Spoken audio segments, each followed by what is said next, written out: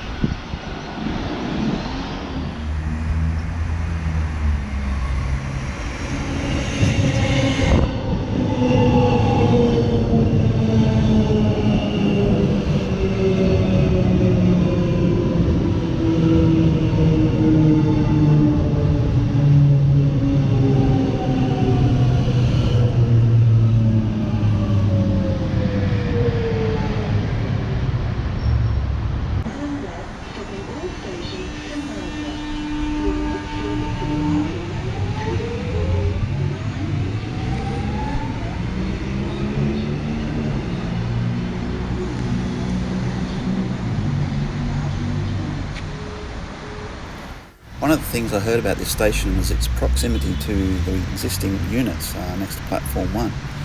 I don't know how these people live with the train noise. I hope they like trains.